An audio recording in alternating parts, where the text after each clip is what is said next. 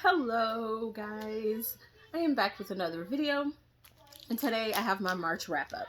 I know it's super late, but my reading for March was, or not March, this is February. We're talking about February. I am so off. It's my February wrap up. I'm a little bit off. So books that I have read for February. Actually, give me 1 minute. All right, so I got it. All right, so books that I read in February. I want to start this off by saying I did not complete the Blackathon Readathon. I was team thriller, horror, mystery, I believe it was. I did not finish Blackathon. I actually can't even remember the prompts. Usually I have the prompts right in my hand or next to me and I can read them off, but they're currently on my phone. And the post-it note that, and I'm recording with my phone, and the post-it note that I've written it down on is around here somewhere. So I have papers everywhere because we are transitioning from virtual teaching to in-person teaching. So I'm going through all my stuff to see what I need to take into the classroom that we're only going to be in for 1 quarter. A total of maybe, what, 8 weeks, 6 or 8 weeks, something like that.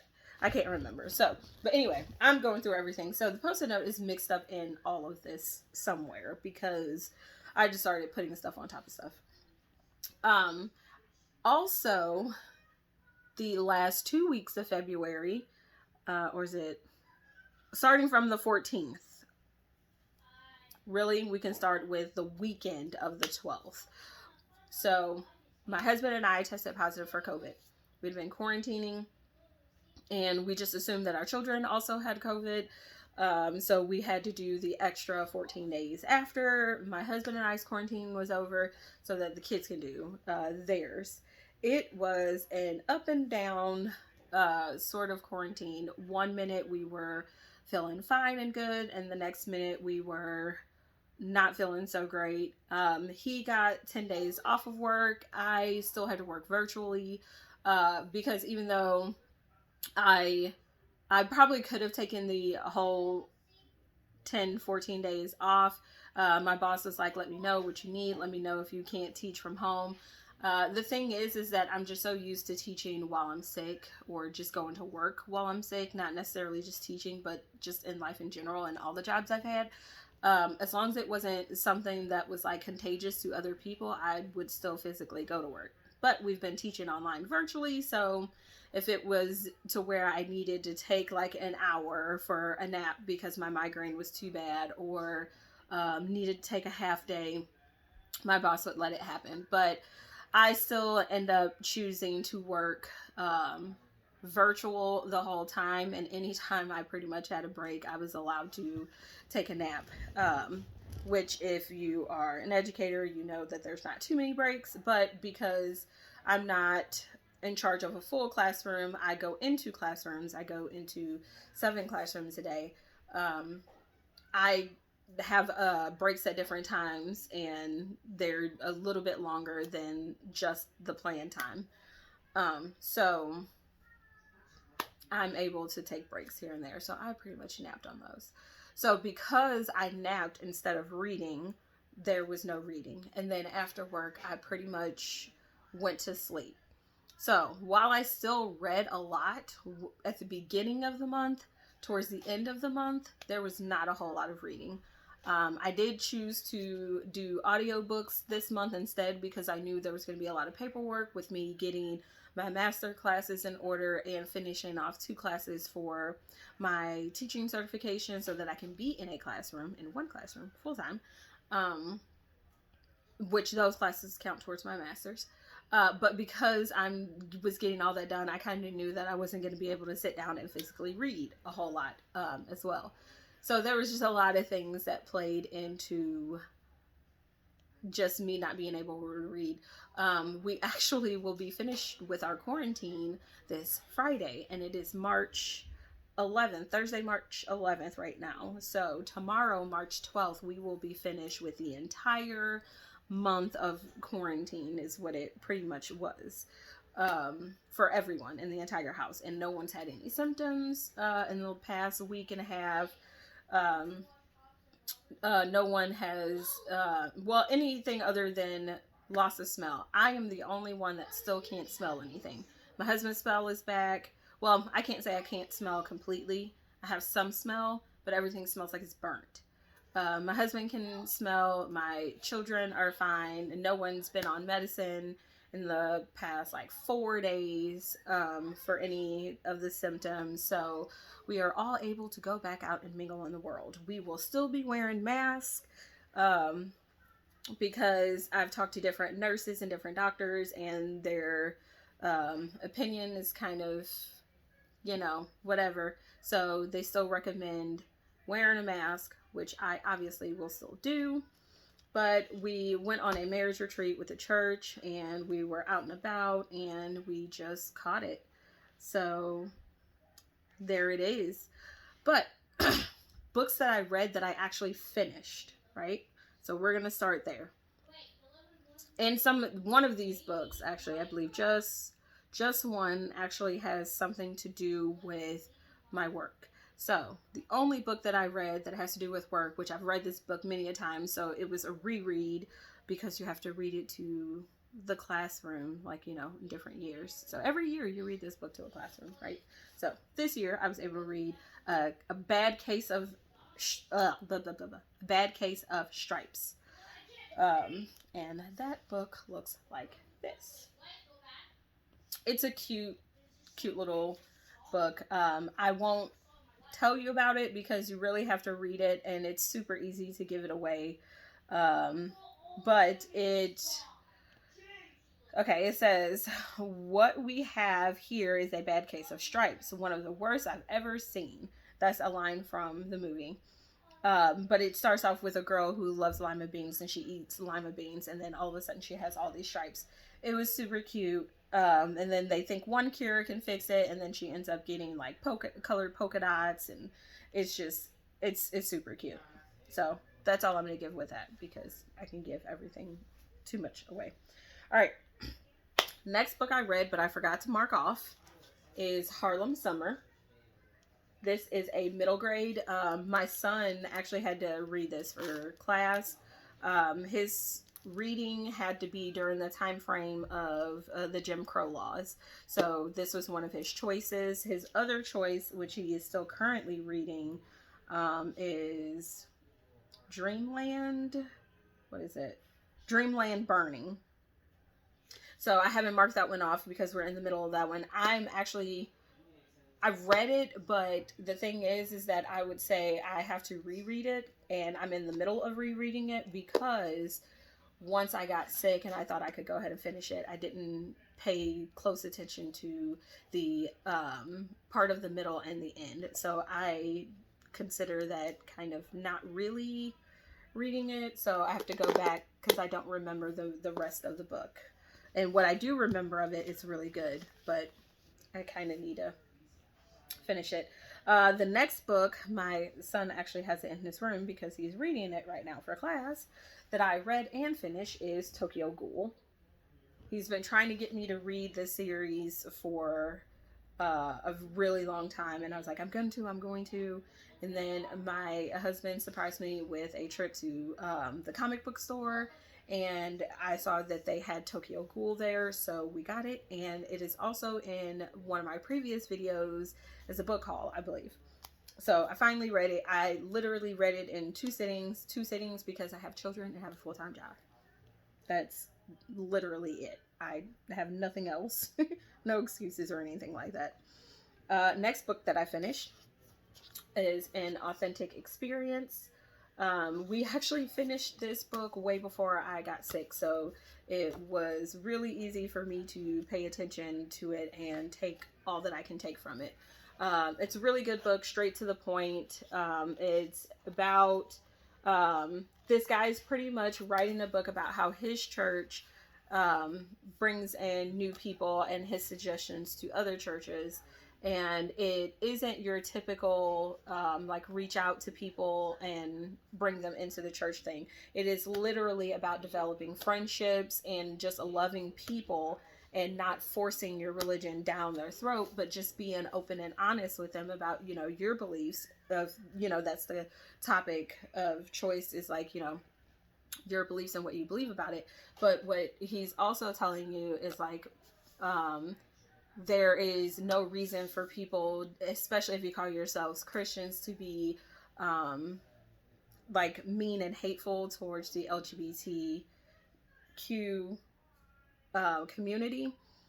His church actually has members of that community, and it goes into how that is set up and how that works with his community and his church, and how they help the homeless, how they have grown in the church, but how in their core they are very much about the Bible. They don't take scriptures from here and there and morph it.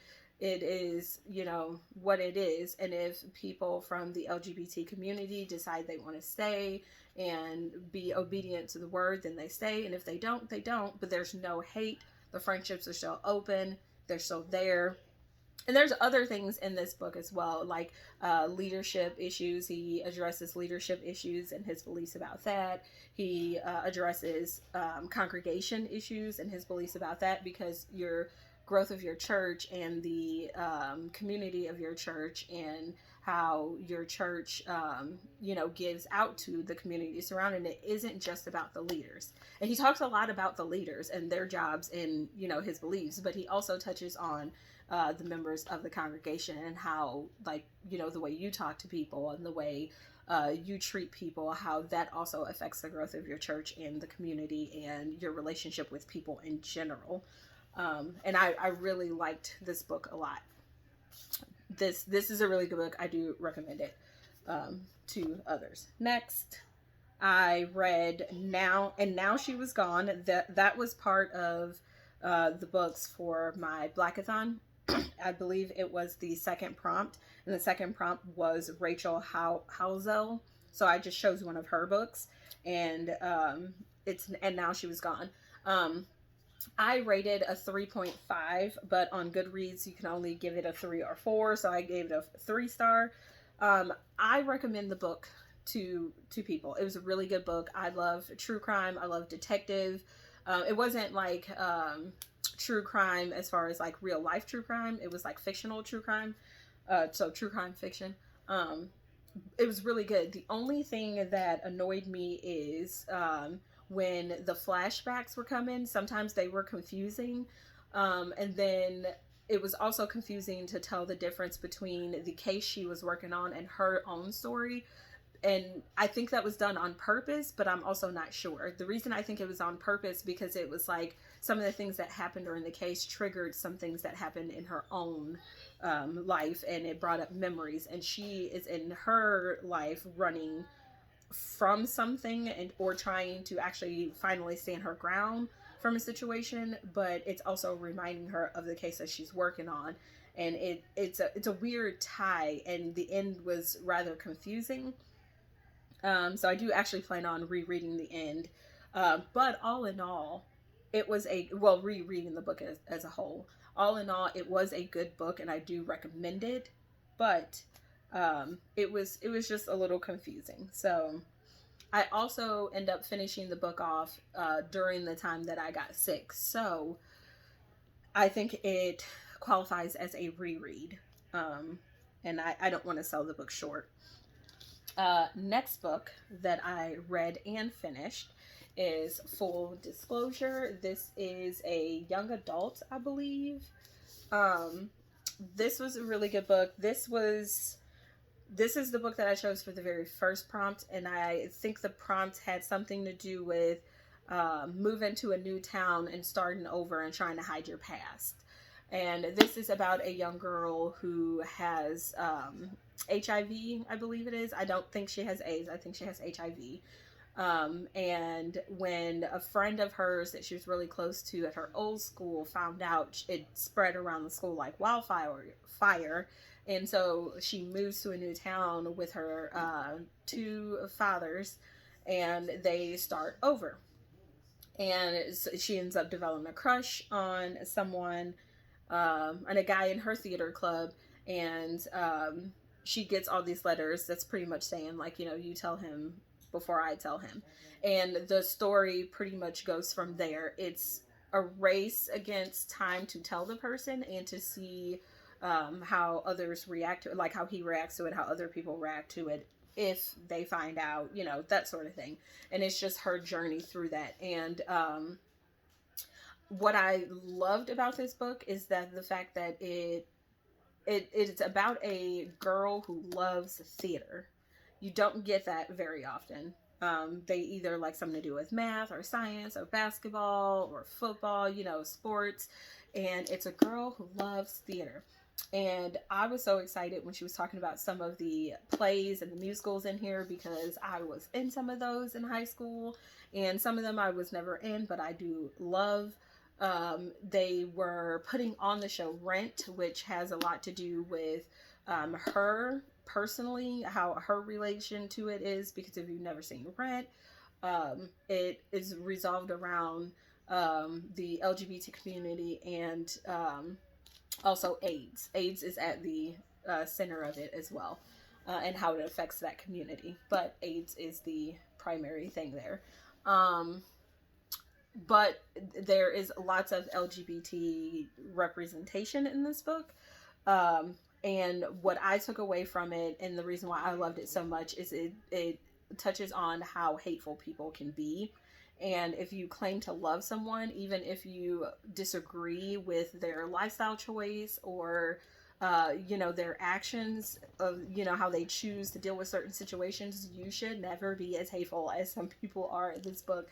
And I mean, we've all been through high school, if you're not already, or if you're not going through high school now, and whether you're a part of this community or a part of just life, that people can just be really hateful about things. And so I thought that was a really good read for those purposes. All right. Let's see what else. I also finished and started I'm Not Your Perfect Mexican Daughter by Erica L. Sanchez. That was a really good book. I gave it 3 stars. I know I read a lot of young adults and, middle grade and all that stuff. My main reason for reading some of these is that I want to read and know what my middle graders and younger ones are reading. And I would like to know what I'm putting in my classroom if these books ever became like a choice of books to put in my classroom. I want to know what the books are about, so that way if a parent doesn't want their child reading it, I'll be able to let them know what the book is about before their child sends the book home. I am that teacher that would like to write up a letter like, hey, your child wants to read this book. These are the topics in this book. Do you want your child reading this book? Because some books are controversial and some parents don't want their children reading certain things, and that's their choice. So that's why I read these, right? So I say all that to say this book was good. I gave it 3 stars. I didn't think it was great, but that's also because it reads like oh, it's raining. It's because it reads like a middle grade, or not middle grade, a high school book.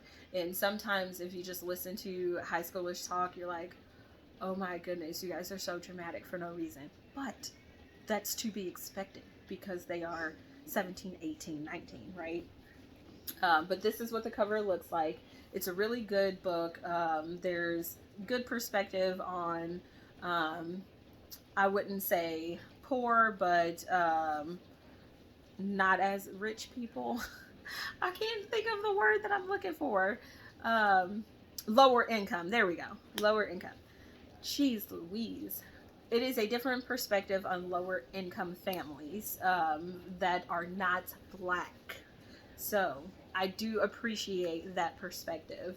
It is a perspective from a child not wanting to live the traditional life of their culture and wanting to be themselves, which just may be an incorporation of different things in general, and it's not typical of the culture, and how that can cause friction in families with relationships with parents and siblings and stuff.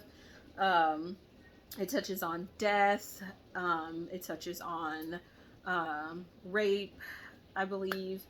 If I'm not mistaken, I think that's what they were hinting at with the story of one of the characters in the book. I don't want to give anything away. But really good read. Lots of triggers in there. I would recommend it. Let's see. I just closed it out. I don't know why I closed it out. Okay. All right. So those are all the books that I have read and finished. And one of them I told you I was going to reread. 2 books that I am currently reading, but actually 3 of the books I'm currently reading. All right. Let me breathe. There are 5 books that I'm in the middle of reading. They would be a part now of the March TBR, which is whatever happened to international or interracial love. I started it. This was supposed to be for February. It's going to move over to March. Transcendent Kingdom, I started it. It's going to move over to March, so I'm not going to really talk about them. These are just the books that I had started in February that is just going to have to move over. And Transcendent Kingdom was supposed to be a part of my Blackathon, I think. I'm in the middle of reading this one, but I literally just got it yesterday, and it's going to be a part of my haul, but I'm just going to mention it because I did start it. Probably shouldn't have mentioned it because it's probably going to be in my March TBR anyway. And then there are 2 books that are part of my Blackathon that I did not finish, and it is going to be now a part of my March TBR. And I'm literally 2 hours away from finishing this book. It's called The Big Machine. By Victor Lavelle, and so far he has become one of my favorite authors. But this book so far is going to get about a 3-star for me because there's so much happening in it, and the timelines are all over the place. There's only one timeline that I've really been able to follow, and it's the main character's past timeline. Like things that happened when he was little and the cult that he was part of. What's happening in the present day is still very confusing to me, and I have not, I'm 2 hours away from finishing the book, and I still have not figured out what his job is, other than the fact that he used to be a drug addict, and now he's not, and he's working for a library, and I don't know the jobs that they actually do.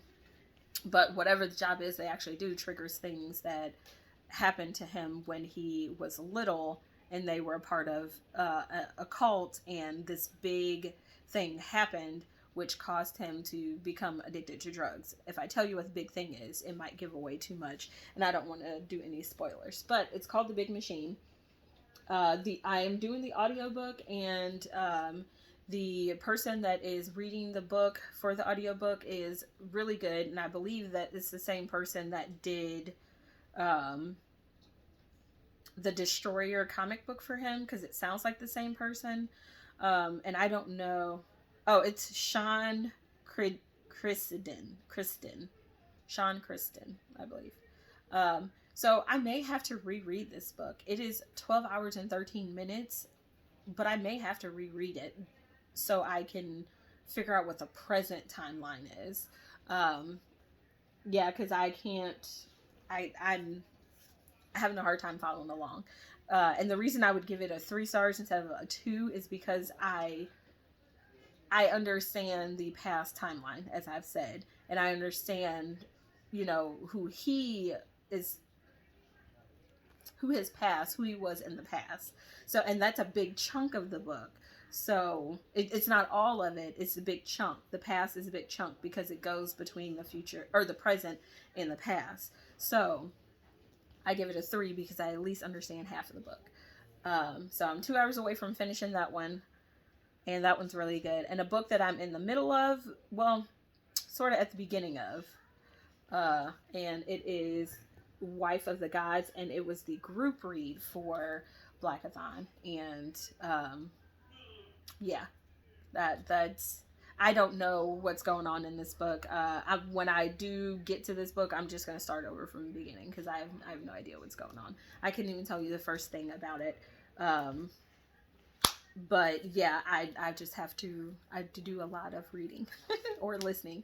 But my master classes have started, so it's going to be audiobooks, and I'm not sure if I'm going to be able to finish as many books anymore for the month. It may go back down to me finishing 5 books for the month if I'm lucky. But that is all I have for my February wrap-up. So I will also be posting my March TBR very shortly after this, and that's all I have. So until next time, bye.